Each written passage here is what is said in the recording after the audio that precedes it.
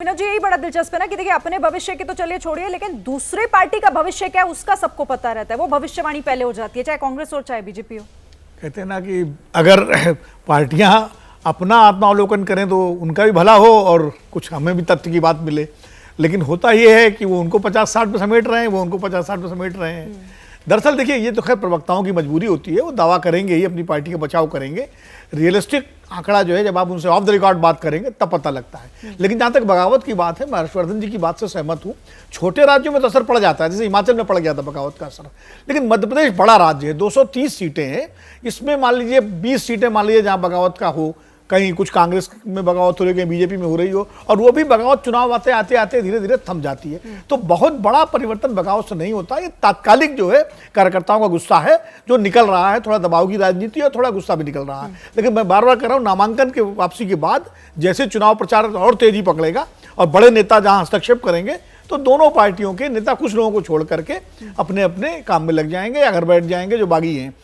ये जरूर है कि कुछ इसमें से हो सकता है ऐसे जो आम आदमी party, Samajwadi party, Bahujan Samaj party या गोंडवाना विकास पार्टी, ये जो पार्टियां हैं, इनका टिकट मांगे। हाँ। तो उनका टिकट अगर जिनको मिलेगा, हाँ। मान लीजिए बीजेपी का कोई बागी आम आदमी पार्टी के टिकट से लड़ता है तो वो बीजेपी का नुकसान कर सकता है। अगर कांग्रेस का बागी लड़ता है समाजवादी पार्टी या आम आदमी पार्टी टिकट से तो वो कांग्रेस का नुकसान कर सकता है, कुछ वोट खींच सकता है। ये एक स्थिति जरूर हो सकती है। ठीक है, हर्षवर्धन जी, आप कह रहे हैं कि ये बड़े स्तर पर इसका असर दिखेगा, ये फिलहाल तो नहीं लग रहा, लेकिन कुछ कार्यकर्ताओं की शिकायत ये भी है कि भाई सर्वे पार्टी ने करा लिया, लेकिन सर्वे का जो होना चाहिए था असर वो दिखा नहीं, तरीका वही परंपरागत अपनाया गया। नहीं, मुझे लगता है कि इसमें ये शिकायत तो किसी भी नेता कार्यकर्ता को हमेशा रहती है। आपको अगर ध्यान में हो, राजस्थान में राज्यवर्धन राठौर चुनाव लड़ने गए तो कुछ 10-12 लोग खड़े होकर काले झंडे उनको दिखा रहे थे, क्योंकि जो पहले के विधायक थे वो उनके लोग थे।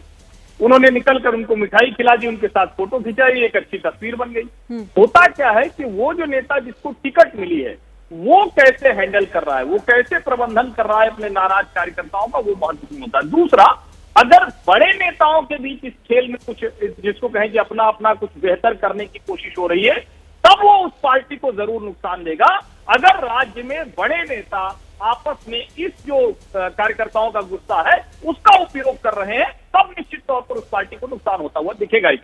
बिल्कुल, और देखना होगा कि ये जो बगावत दिखाई दे रही है इसको हैंडल पार्टी के जो नेता हैं वो कैसे करेंगे, इसका नुकसान ना हो ये कैसे सुनिश्चित किया जाएगा। जैसे ही घड़ी का काटा दोपहर 2:30 पे आए, बबीता जी का दिल सास बहू साजिश के लिए मचल जाए।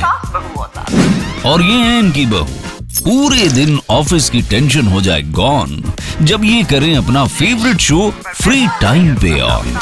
इनकी तरह आप भी देखिए अपना फेवरेट शो अपने टाइम पर और डाउनलोड कीजिए एबीपी लाइव ऐप अपने स्मार्ट टीवी पर।